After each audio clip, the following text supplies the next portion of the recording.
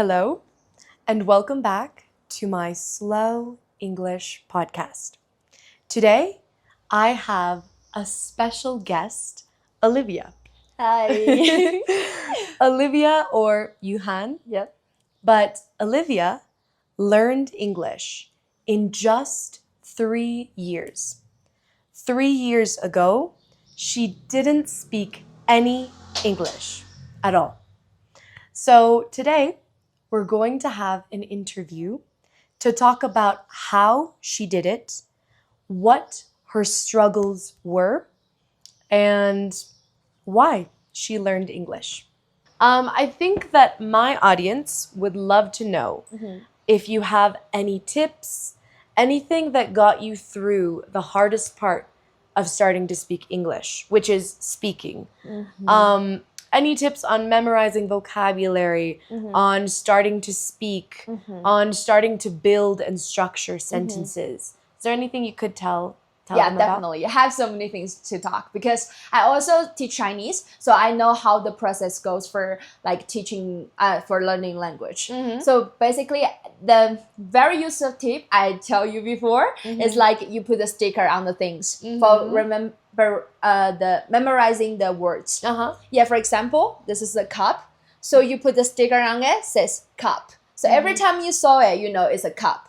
So at that time, the first time I went to the US, in my room is full of stickers. For example, window, I will put window. And couch, I will put couch. Stove, everything I can see in my eyes, right? I will write it. And I will write it. And I will, just help myself to remember. So every time when I'm trying to say, okay, I'm going to cook today, so I'm going to use the stove. I'm going to use the balls, I'm gonna use a fork and everything. It's for daily life because this is how you get around, how you start to understand like the daily life works for the basic vocabularies. Yeah, just start saying a sentence out loud. For example, I remember when I first met you, I told you that I speak a little bit of Chinese, and I tried to say one sentence in Chinese, but I couldn't say anything. And I had been studying Chinese for years, but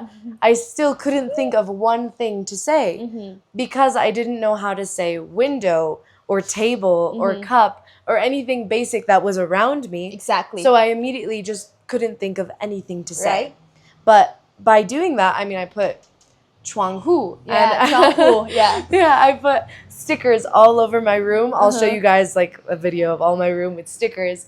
And it's helped me to improve and to start speaking Chinese more confidently. That's really a useful way for me. I discovered this by myself because I just feel like when you're learning a new language, like right now I'm also learning Spanish right now, you gotta get into that language. You gotta immerse yourself in that world. Just think in that way. For example, from first beginning, I like to write journals. All my journals are in Chinese. And then since I start to learn English, I start to write everything in English. Even just like very short sentences. For example, I would say, today I'm happy, right? And why I'm happy. So maybe the day one, I would say, okay, today I went to school and I had fun with my friends. I feel happy. And tomorrow, maybe I was say a little bit like more like, okay, today I went to school and I had fun with my friends. We did pool and then we went to dinner and we talked a lot of things and I feel happy. So I just wrote everything and in English and trying to build up my like way of thinking in English. Then just like as time goes by for the last 3 years, it just gradually changed. Like even right now, seriously, I'm not a native English speaker, but I'm thinking in English. Even I don't speak perfectly, but my mind is in English. I'm really think, for example, 1 plus 1 is equal to. I'm not thinking about 1加1等于2. Yeah. So I'm literally just thinking in English right now. Yeah. And that's a huge step. That's something that I'm sure so many of my viewers would want to reach. So what do you think was the biggest thing that broke through that maybe feeling of being scared or shy to speak? What do you think got you through that hardest step of starting? I think for me is a mindset. Like what I said, don't think about what others think about you. That's the most important things because you learn it for yourself. You learn it to express yourself. For example, when the first time I was in the US, I was hanging out with a lot of people. When I was there, I just don't talk. I feel like I'm transparent when I was a lot of people. I feel nervous. I feel like, what should I talk? I don't understand. And they're talking about the cartoon that watched when they're young. I don't know anything. I don't know the name. I don't know any vocabulary. But, you know, I just don't know what to say. And I feel so nervous, so awkward. But I put myself in that situation thousands of times. I know I'm not comfortable, but every time I'm trying to speak a little bit. For example, I will ask, what's that cartoon? Oh, can you show me a picture? Maybe can you tell me how to spell it? Because maybe I don't even know how to spell it. And maybe I will look it up on the Google. And I will say, oh, this is a cartoon. Maybe I will watch it a little bit later. So when the next time when they talk about this cartoon, I will know about it. And I will know, maybe I can talk about, okay, I know this character. And what does he look like, right? It's just like slow progress. But the main things is just put yourself like out of your comfort zone. Completely. And enjoy the nervous, to be honest. Enjoy the nervous because that's how you learn.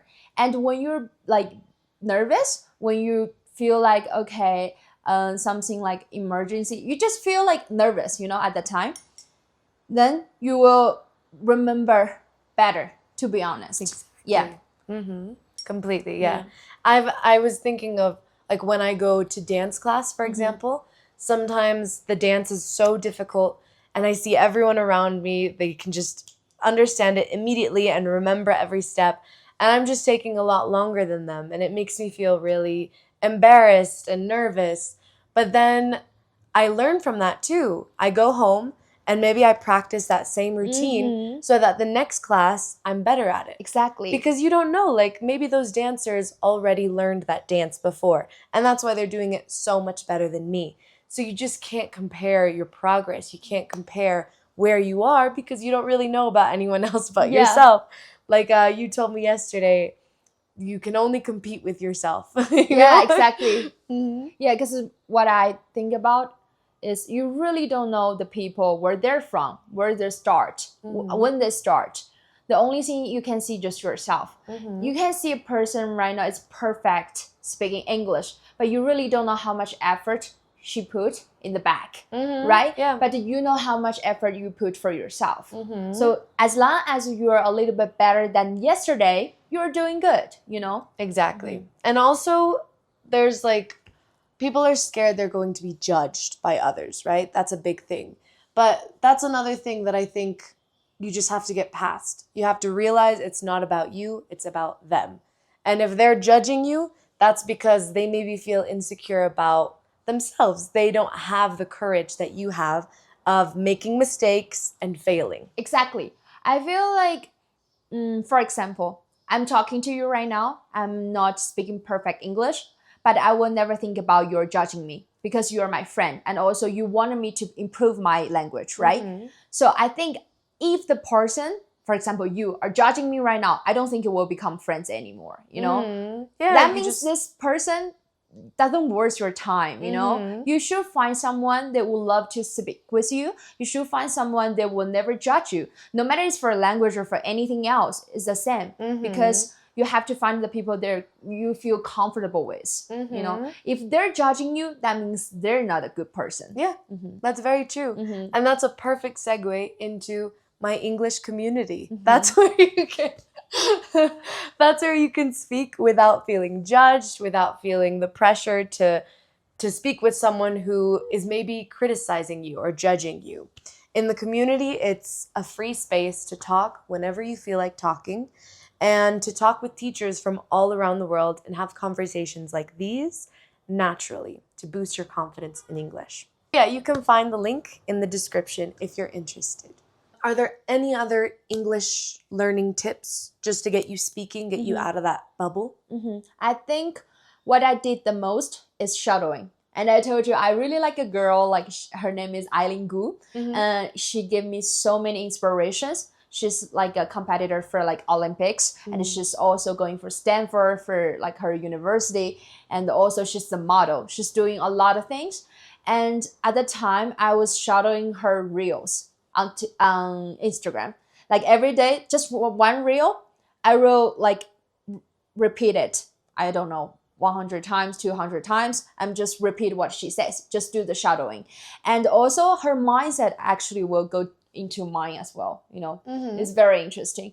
And I do the shadowing like every day, because you can also imitate the tongue she's talking, and then you will know how you actually react when you talk to people, because that's a real conversation and that's real logic. Yeah, so I think shadowing definitely is very, very useful. Also, watching TV shows. I watched a lot of American TV shows at that time. First of all, I will have English subtitle, and I will read the English subtitle when I'm watching it. And I will choose some very easy, like basic shows to watch. I can't watch Friends because Friends has so many vocabularies. At the time, I watched something like high school stuff, like for example, like Never Had I Ever, some like basic stuff, because they're just talking about things in school, and I was in school, like I was in my grad school at the time, so I will find some topic in common, so I will watch it and I will shadow it as well. Okay, shadowing, that's one then. And did you ever like do anything to really push yourself, like speak to people in the street or embarrass yourself? I honestly did.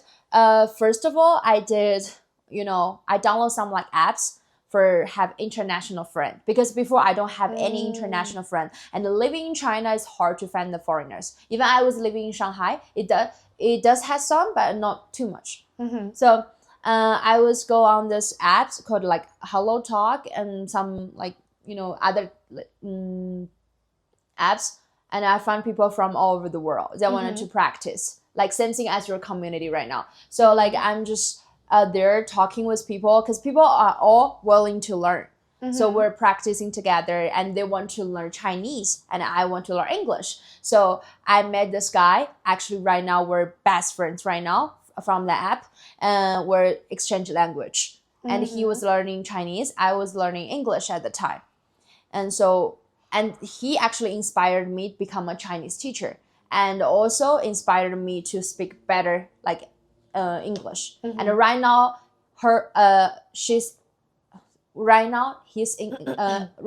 his Chinese is way better than before as well, because he was trying to talk with a lot of people. Yeah, I think those apps are super useful for learning, especially if you don't have maybe the environment. Yeah, the environment, or even just if you don't have the money, basically, to pay for the courses. Yeah, there's a lot of ways to because I didn't pay for anything. I learned everything by myself. Because you're teaching, but you're also learning. Exactly. Yeah. Olivia, why did you learn English? I think since I was young, I was fascinated by the American cultures, like English songs, English movies, Hollywood. I liked it so much because people always looks very artistic, or they're very free, and they're always productive. I wanted to know why. And also 3 years ago, I was doing my master's degree. I don't know what to do in my life. I don't know after I graduate, what kind of job can I get, and where I'm going to go, where I'm going to stay. I don't know anything, but I feel like outside of China, it might has an answer for me. So I wanted to see, okay, what are people doing outside of China? So I wanted to travel. But to travel, the main things you need to learn just English, because you have to communicate with people. You have to understand things. So that's how I started. You have to understand to travel the world. Exactly. So your inspiration was travel. Yeah, basically. And I wanted to discover myself as well, because I really did see a lot of people. Like when I was younger, I went to Bali once. I saw people so free. They're doing like cliff jumping. They're like swimming with their bikini. Because at that time, I was in China. My mom always told me, you shouldn't wear too explosive, So I'm like, why they can do that? So I wanted to know maybe I can do that too. I can try the things I've never tried before. I can try the things maybe I like, maybe I don't like. Yeah. But yeah, I mean, I think traveling is one of the biggest motivators for people to learn English. I think traveling, but also job opportunities. Exactly. Was that ever a reason for you to learn English? Yes. Because for me, I feel like, okay, at the time I had my master's degree. Even I graduate, I was living in Shanghai. Shanghai is very expensive for the rent, for everything. So if I graduate, I cannot get well paid. But I noticed the foreigners in Shanghai, they get well paid. And the people, they could speak English, they get well paid. And I was like, why wouldn't I speak English? If I speak English, I would definitely get better opportunities. That's why also another reason I start to learn English. Yeah. And since you learned English, how do you think that's changed your life? Honestly, I feel like learning English completely changed my life. About my mindset, especially. Because before, I'm a little bit close-minded as well. I feel I'm a little bit conservative, very traditional. Because I grew up in China and I have a very traditional family as well. But because learning English let me know everything is possible. Like I really understand like you can really try everything you want to try. Don't think about others. Don't think about the social judgment. Don't think about how the like others think about you. Because for me, in China, I always feel like judged. I feel like I do everything. I have to think about what does my parent think, what does my friend think, and how's everybody else think. But when I started learn English, because I watch a lot of movies, so and YouTube, the people are doing a lot of adventure. They go on skydiving, scuba diving. They go on all the adventures. I was like, I want to do that too, and I don't want to care too much about what people say. So yeah. That's what I start. Nice. Yeah, I think that little push is the first thing you need to start actually reaching your dreams. And for most people, it's English. And I think English is just something that can change the people you meet, the experiences you have, the jobs that you get. What about the cultural difference? Say moving from China and going to travel to a new country, what was that like? Honestly, from first beginning, it was overwhelming. The first time I was in the US, I was in Louisiana, out of nowhere. And I met people, they're like, they're the neighbors that asked me, hey, how are you doing? I was like, huh? Are you talking to me? Because in China, we don't have small talk. So I never did small talk in my whole life. I'm like, oh, who are you talking to? Oh, me? I'm like, okay, thank you. I don't know what to say. And I feel awkward. I feel overwhelmed. Because at the time, I'm still thinking, okay, maybe they will think, why this Chinese girl is right here? What is she doing? And she doesn't even speak English. I will think maybe he's judging me because I don't speak English. He will think I'm dumb. From first beginning, that's all in my mind. But later, I realized I started to speak more. People actually, they like to get to know me. And when I see they have the interest for me, I will try to express myself more and stop thinking about, okay, they're going to judge me because my English is not perfect. And they're always being very, supportive and always like inspire me. Oh, you should talk more and your English is really good. And then later, I don't think about, okay, I'm dumb. I speak bad English. As long as I can express myself well, I think it's all it matters. Because the grammar is just the way, to express yourself. As long as people understand you, no matter what you're speaking, that's the most important. Yeah, for sure. So, for example, if I went up to someone in China and I started having small talk with them, like, hey, how's the weather? It's nice today, isn't it? Then what do you think the reaction of a Chinese person would be? You mean if it's you, like a foreigner? Or Yeah. And they will be like, wow, she's talking to me. I mean, because definitely you look so like different, right? Foreign, maybe. Yeah, foreign, very foreign. What about if it was a Chinese person? If it's Chinese people will think, why are you talking to me? you don't have your own business to do right now. Yeah. Yeah, but sometimes from some region, people are very talkative, especially for the elderly. They like to talk a lot. There will maybe you met in the elevator. They will ask you, "Oh, where did you get this bag?" You know, sometimes they do, but usually people don't do small talk with you. They don't talk with you. Yeah, Okay. Okay. they're super busy. Yeah. So it's a big cultural difference then. You lived in the United States. How long did you live in the United States? Honestly, I was traveling in the US at the time. First time I was there for like 5.5 months. I was traveling. And then the second time I went to visit for like 3 months.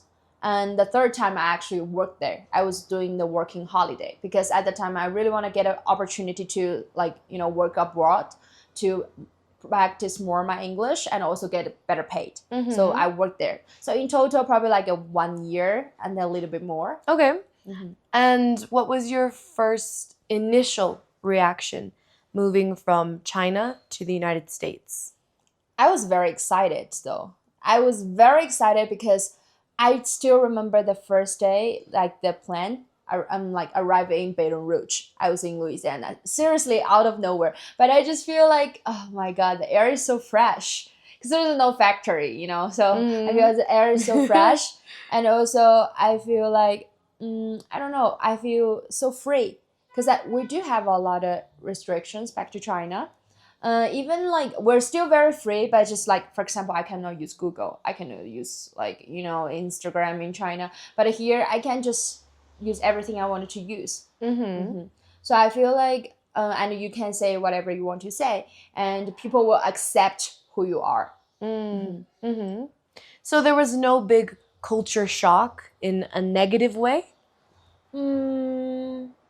I think negative way, yes. I think sometimes people are too nice.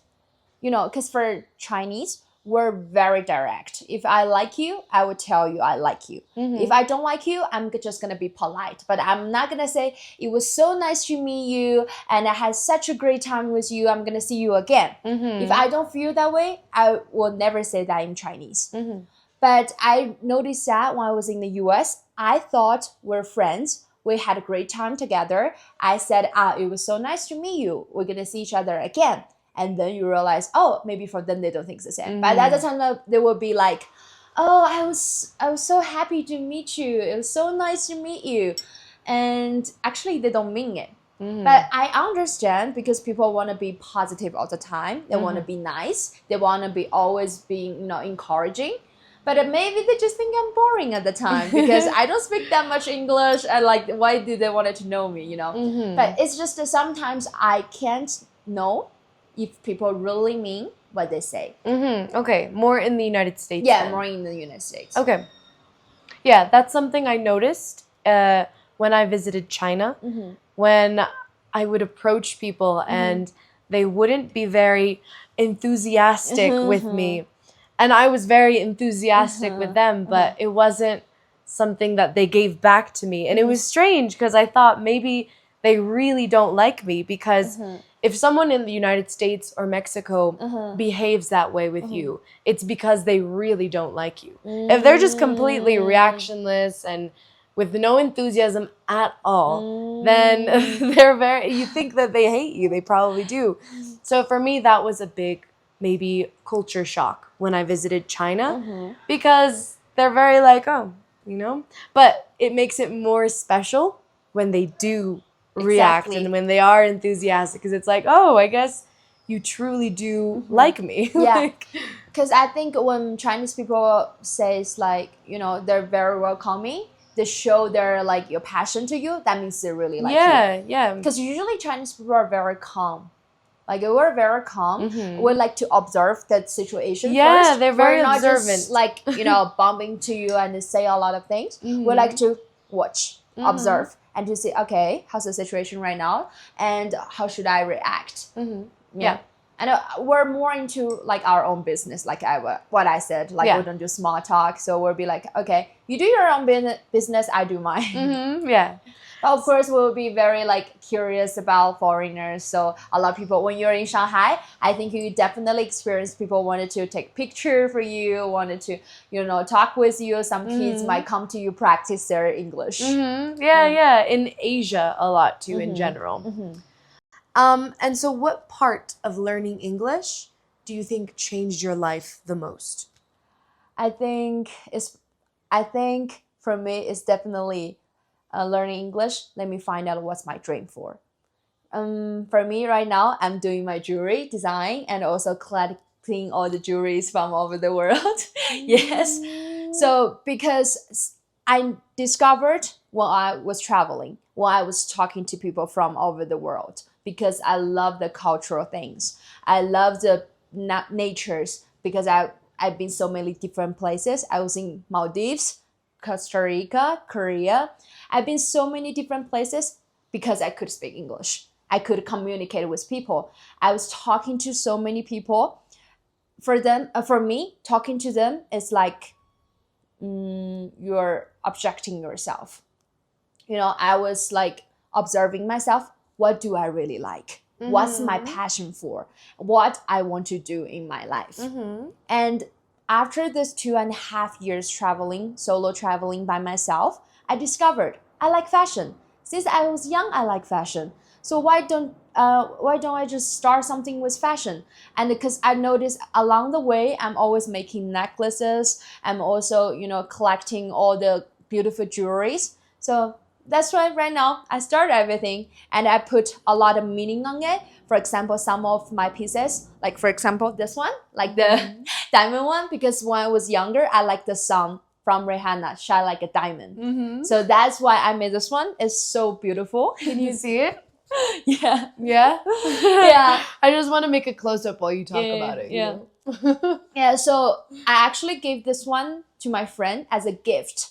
And at the time, I didn't know I'm gonna make jewelries in the future. And I told her, like, you can shine like a diamond because I feel like she's so beautiful. She looks a little bit like Rihanna as well. Yeah. So I gave it to her, and she told me, why don't you just start something like with your fashion design, with jewelries, or collecting like all the beautiful things from over the world.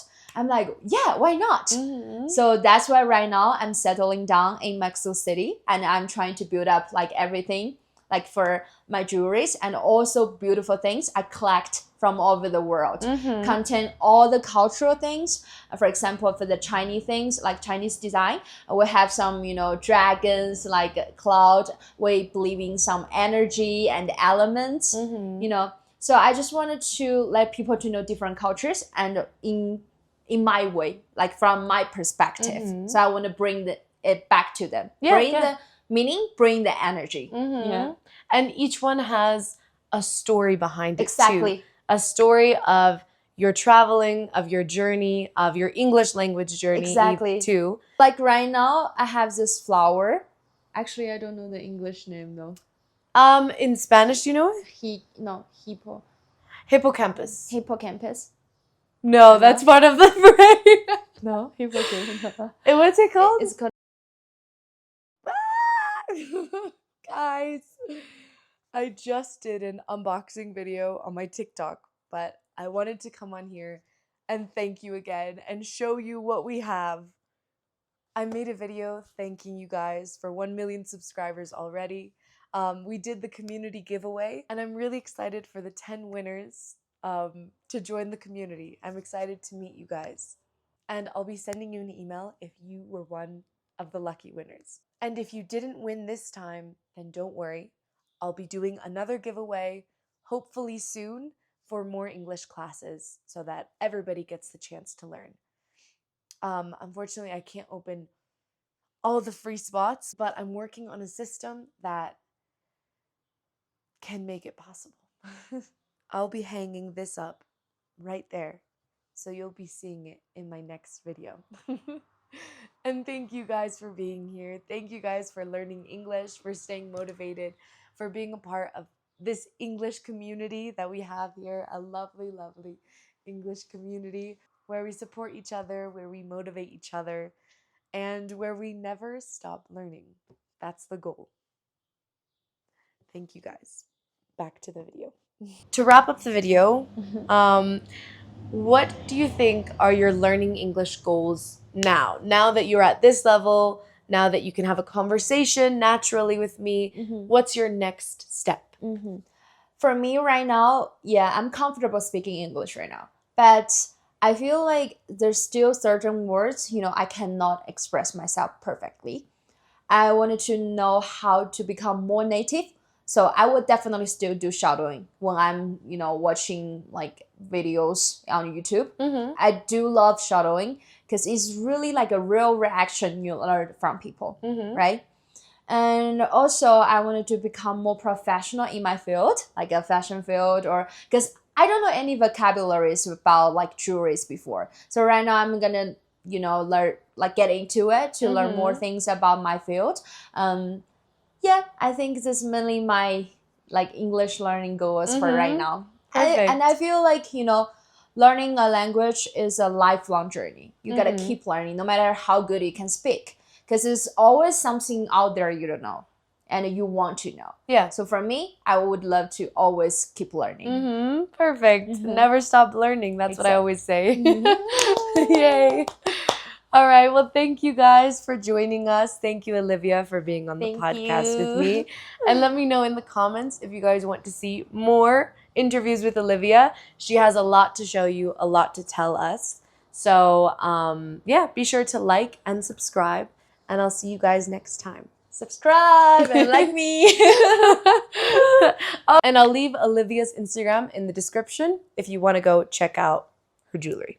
Oh, all right. Bye, guys. Bye.